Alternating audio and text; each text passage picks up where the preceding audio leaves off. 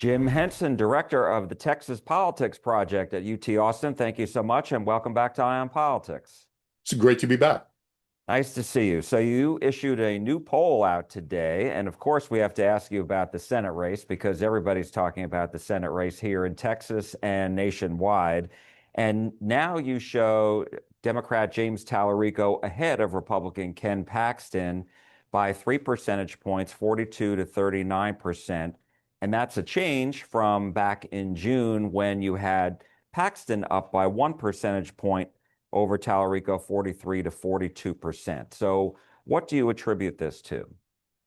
Well, I mean, I think a few things. Look, James Talarico has had a pretty good summer, it seems to me. Has successfully been campaigning. He has done what he's needed to do coming out of the primary race, which is introduce himself around the state and introduce himself to Democrats in particular. Democrats have really fallen in line with his campaign.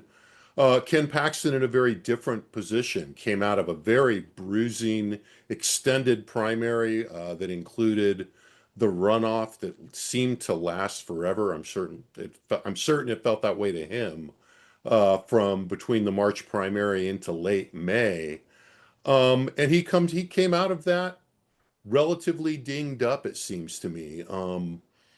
So I think what we're seeing now is a race that is now finally entering, the early stages of the next phase where we've gone through the primary season, we've gone through a summer where most people are not paying attention.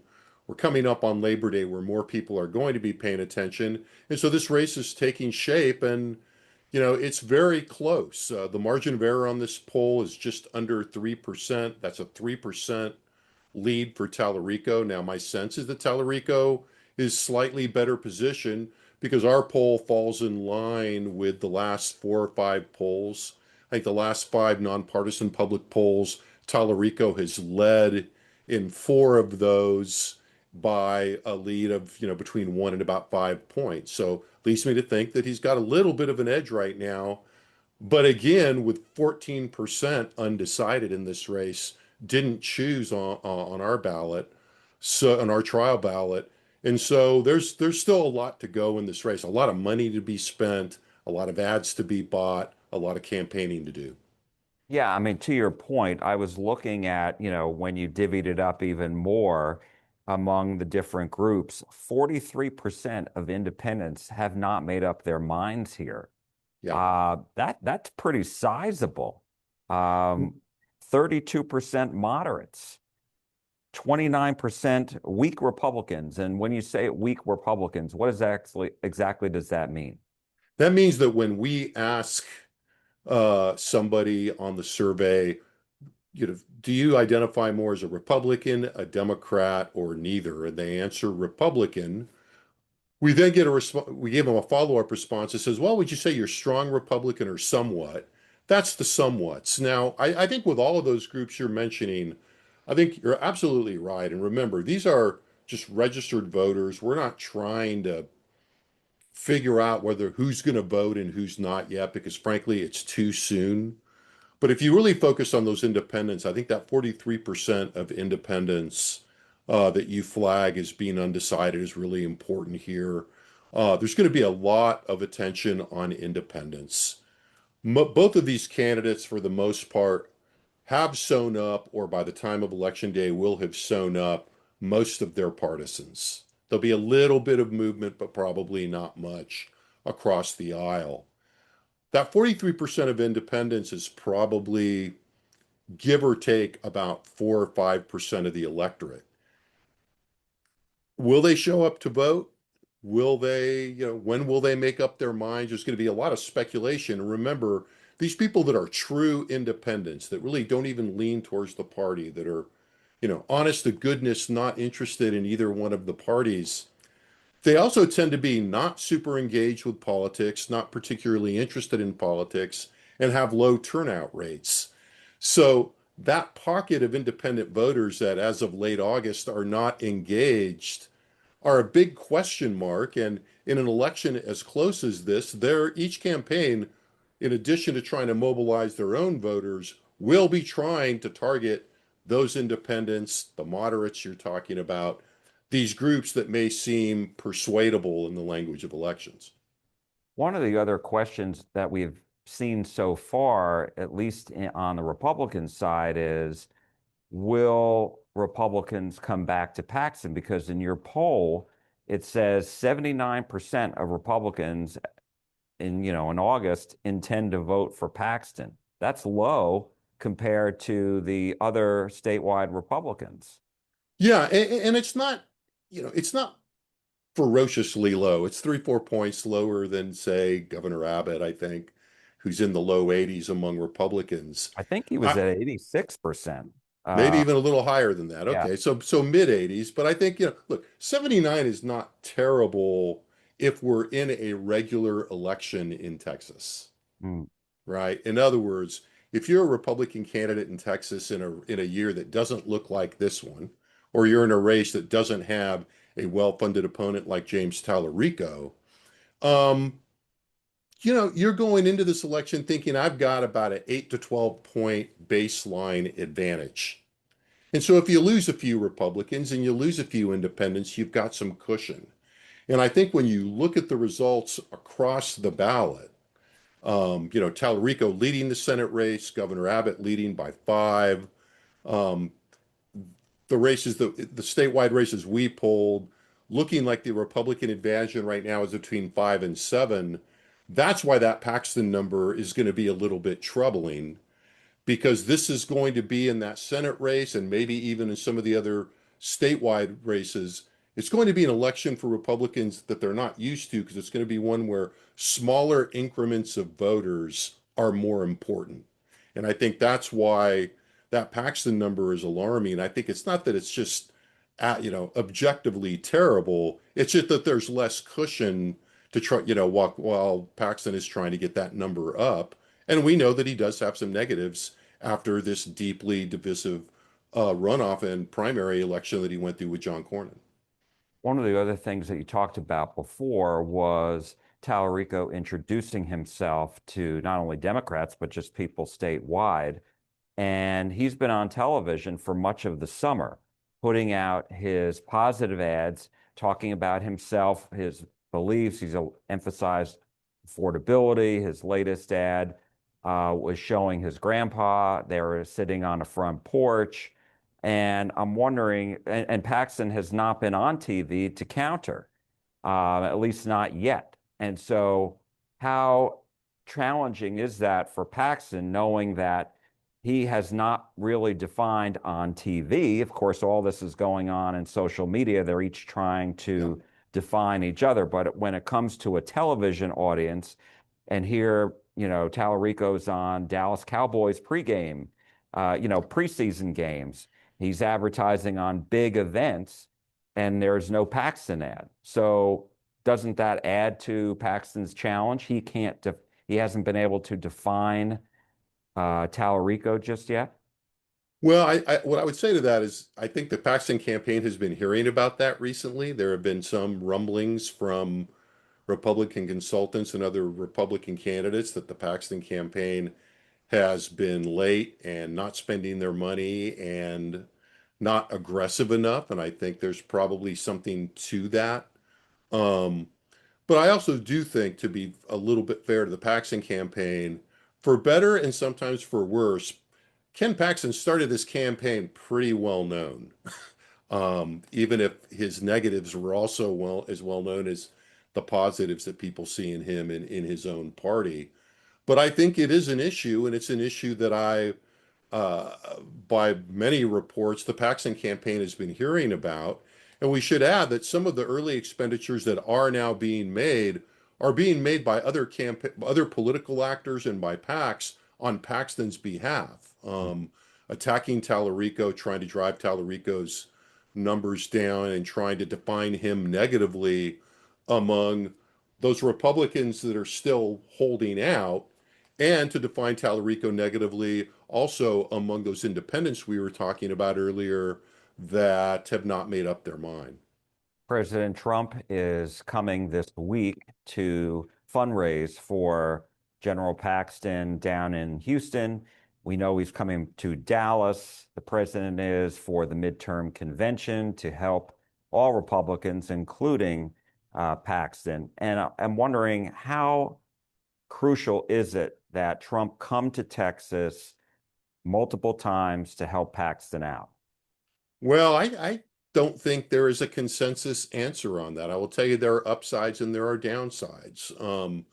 The upside is that Donald Trump remains pretty popular with a substantial portion of the Republican base. Donald Trump is still, in a sense, the celebrity leader and figurehead of the Republican Party.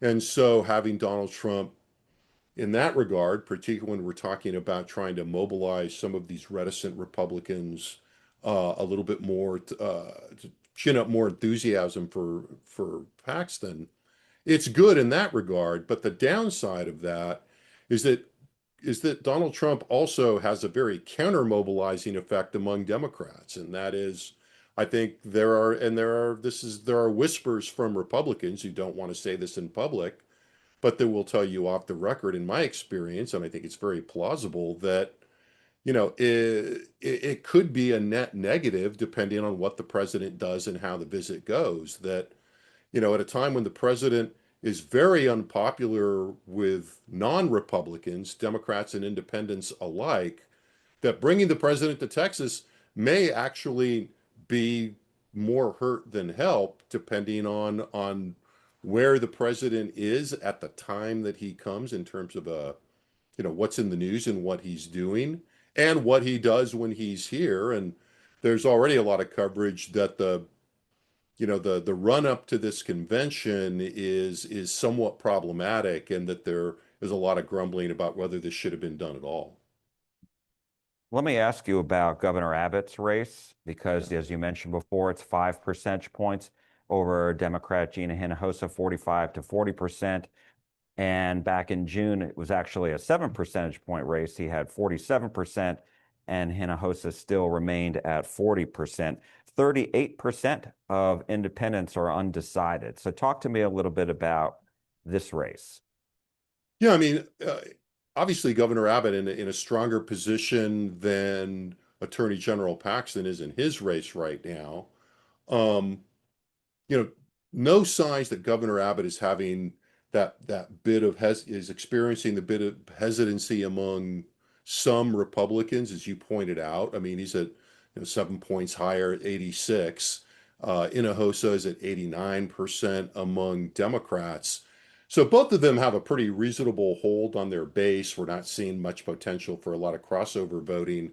And so you're right to point out, right now, Hinojosa is doing a little more than twice as good twice as well among independents as Abbott is, but the plurality of independents are 38%, are in the don't know undecided category. And again, independents are very tough on this front, because if independents are telling you that they don't have an opinion, you don't know if it's because they're thinking about it and really haven't made up their mind, which makes them good targets if you're either the Abbott or the Hinojosa campaign, or if they are just disengaged and they don't follow politics, they don't care very much, they're not engaged through parties, and that you're going to try to reach these people and they're wasted effort because they're not going to vote.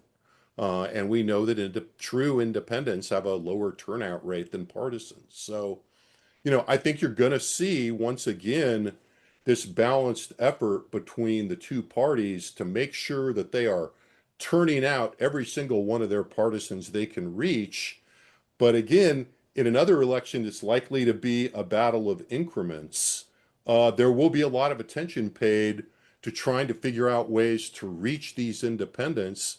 And, you have to give the Hinojosa campaign a little bit of an edge on this, because even though we think of independents in Texas as leaning in a conservative direction, and I think that's right, um, as a group right now, these true independents are just generally worried about the economy, dissatisfied with government, and dissatisfied with incumbents. And that does give the Hinojosa campaign something of an in. And we haven't seen Governor Abbott really open up the checkbook just yet and spend millions of dollars on TV ads, although he did book Yeah. this week. And so I'm wondering, once that happens, historically, we've seen the governor do very well, obviously, double digits victories. And do you think that will move the needle in his direction after he unleashes the ads on TV? Well, I think that's been the anticipation in this race all along, and really in the overall degree of competitiveness between Republicans and Democrats in the state right now. I mean, Governor Abbott's war chest is the Republicans' not so secret weapon that, the governor can spend an enormous amount of money and don't forget, can raise an enormous amount of money if it turned out that he was somehow running out of money, which is hard to imagine. You know, the and so this is going to be a really significant factor. And I think it's going to be a significant factor up and down the ballot. And I think that's why there's probably some level of dissatisfaction and grumbling about Ken Paxton's, as some people are seeing it, lack of focused effort in his campaign. I think one would be it would be fair for one to wonder if the Paxton campaign isn't waiting to benefit from spending by the Abbott campaign. Well, and it's not only spending dollars on television, it's also spending money on a ground game to get people out. Yeah, I And would argue that's even more important right. as far as Paxton is concerned. I think that's right, Jack. And the governor has a get out the vote machine, probably better than anybody else's in the state, no? Yeah, no, there's a precedent for this. I mean, it's well confirmed by the participants, and a well-known fact of Texas politics that in 2018, when the last year that Democrats had some wind in their sails, after the early voting numbers came in and it looked like Democratic turnout was really surging, which it was. The governor, his campaign team were the principals in convening a call with the other statewide campaigns in pushing everybody to spend their money on getting out Republican voters when election day came after early voting was ended. So yes, I mean I think you're absolutely right to consider the governor's campaign and his leadership position in the party as critical to the Republican effort. But I would note that, right now, I think Governor Abbott's first concern, as always, which he really didn't have much of in 2018, is going to be securing his own campaign. Um, the governor was way ahead at that point in 2018, had a weak candidate this year. This year, with the polling numbers looking a little bit closer, I think one might wonder if the governor is going to be quite as concerned about everyone else's campaign and maybe a little more about his. Is there anything that has been a surprise to you with regards to his campaign? He's out there. He has certainly introduced a lot of ideas as it relates to affordability, property tax Yeah. relief, health care, health coverage, insurance, the data center issue, which we're going to get Yeah. to, obviously, a lot of public education ideas. What do you make of all that? Well, I see where you're going with this, Jack, and I think it's fair. I mean, this is a very different kind of Greg Abbott campaign um, that seems to be gesturing in the direction of more sort of moderate policy changes, more moderate policy proposals, to say the least. But I think those all of those things are a function of what we're talking about here, which is that I think, the governor, as you've implied, and his team are top-notch campaigners, and they understand how campaigns work. They poll a lot, they keep their thumb on the pulse, and they don't like to leave things to chance. And so I think this does suggest to me that the kind of smaller margins in the polling that we're seeing publicly, they're probably also seeing in their campaign, and they are being responsive to an environment where many of the issues that you mentioned, particularly affordability, people's sensitivity to prices, they're just quiet about the economy, healthcare costs in particular, are all front and center, and it would probably be political malpractice to ignore them. All right, well, let's talk about data centers because this has become a political buzzsaw, I think, and a flashpoint for the November election. Seems to have really mushroomed and blossomed. And you did a lot of polling on this, which I'm grateful for because we're all interested in it. So talk to me about, what your takeaways were. Yeah, look, there's a 30,000 foot takeaway, which I think we all are aware of by now. Anybody watching this is going to know this, that data centers have fallen out of favor. And somehow what we've seen, I think, is the growth of what began as relatively localized discontent over the latest wave of construction of data centers has now metastasized into something much more broad. In other words, a lot of people now have attitudes about data centers that are not being directly affected by their construction. And so, for the second poll in a row, when we asked people very directly in general, do you support or oppose the construction of a data center in your community, which is important, an important part of that question. Do you want it right there where you live? Clear majorities have said no. In the August poll, 30% supported the construction of a data center in their community, but 55% opposed it. And that was, or 57% opposed it. And that was pretty close to what we saw when we asked the same question in June. So now what we're seeing is that the issue has become, I think, a lightning rod, to add a metaphor to yours, for a lot of other things that are out there. I think it's tapping into discontent about uh, the data centers themselves and their impacts on communities. It's tapping into discontent, or at least disquiet and discomfort around AI. And it's tapping into, particularly in the way that Democrats and folks on the left are talking about, uh, anti-corporate impulse, anti-corporate feelings. And so there's a lot that's congealing here when you just dangle the question of data centers in front of people.